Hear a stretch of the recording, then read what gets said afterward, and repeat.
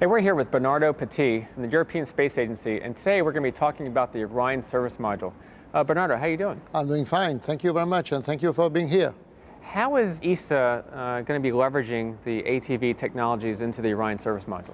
Right. Let's first see what is the service module. Let's imagine it as a big truck, which is pushing the crew module. So what does a big truck needs is an engine. So essentially, it's a big propulsion module. Okay. That's where the analogy stops, because it provides also other services to the crew module: power, storage of consumable, heat rejection. So many of these features are already built in onto the ATV propulsion module. So we are going to use similar architecture and put together similar equipment. Sometime we are going to customize it and make it work for a beyond LEO mission. And also, you may be putting in some cutting-edge technology into the vehicle as well. Yes, we are using similar technologies for the propulsion elements, Right. where we are using the main engine is a US-provided engine Right. from the shuttle. Right. We are using other engines that were already in the ATV. On the solar panels, you can consider that the solar panels are an evolution from the one of the ATV. Okay. We are using some heritage, but also there is some quite great deal of innovation.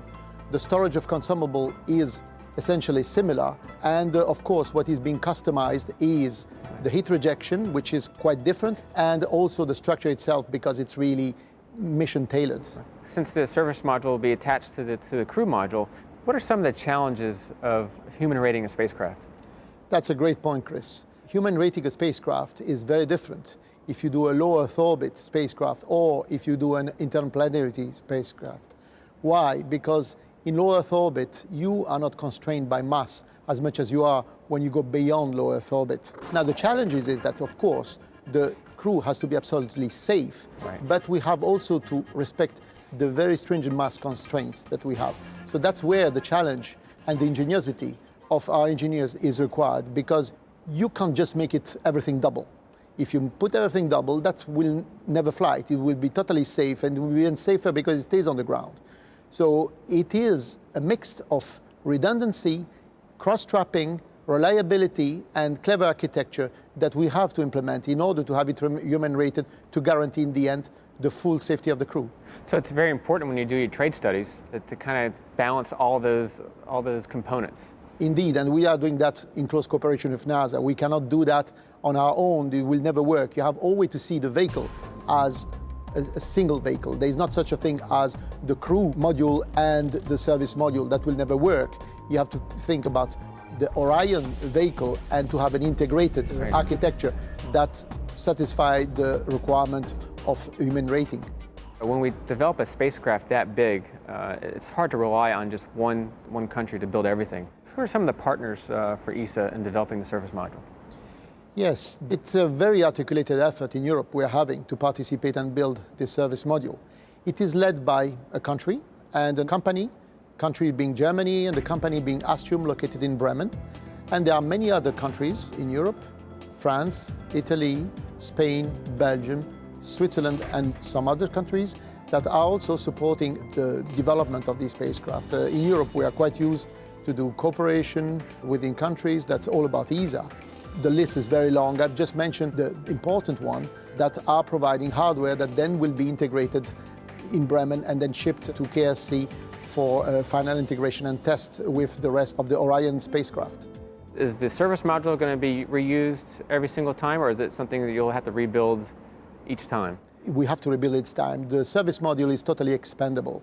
It is being separated from the crew module before entry.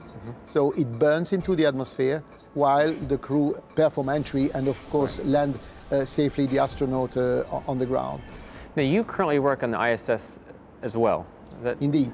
How different is the challenge of, let's say, constructing the International Space Station and maintaining it in low Earth orbit, as opposed to developing this new spacecraft going beyond low Earth orbit to Mars, to an asteroid or beyond? This is a great question, and I'm very grateful of it. If you want to see, the ISS is a big modular house, which you can build like Lego pieces. Things have to be compatible, but not necessarily totally integrated. You can have design freedom, build a module in one way and the other one different way, as long as you plug them together and they work. A spacecraft like Orion is a totally integrated spacecraft. You can't afford multi-design philosophy in the architecture. It has to be really integrated, because otherwise you lose one thing. You lose the efficiency, the mass, and in the end, the performance of your spacecraft goes down and you don't perform the mission. As opposed to the modularity of the ISS, which has been built in various pieces, then it never suffered of the mass criteria. Okay, what you do if it is more heavy, you have a shuttle fly extra, right. which is of course a bit more expensive, but it's not a go, no go. There it's a go, no go. You can't afford to have multi-philosophy for the design of the spacecraft. You know, human exploration has always fascinated the public. And sometimes we have a challenge, in the United States to get kids excited about science, technology, engineering, and mathematics. Where do you sort of see the European people in terms of getting excited about human space exploration?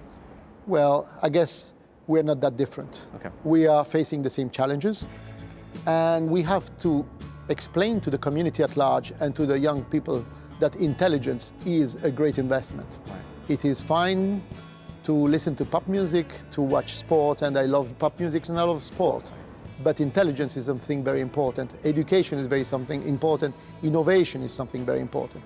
Now, what is the best challenge? What a better challenge than exploring the universe by sending 3 or 4 of our colleagues beyond our low Earth orbit and looking what is there. I think this is extremely exciting. There is room for all the creativity of all of us in there. You can be an astronaut, you can be an engineer, you can operate, there is room for everyone on this great trip. And I think this is the challenge of our society, to understand how much this is important. Now, when that service module is built in Germany, are you going to find a place to kind of sign your name inside? Well, we are negotiating that very hard, but I think we'll find a way to have and unfortunately, it's going to burn down the atmosphere. So, but at least we'll have our picture taken before the launch, close to the little encryption on the structure. Well, Bernardo, thank you so much. Thank Appreciate you. it. It was nice to have you here.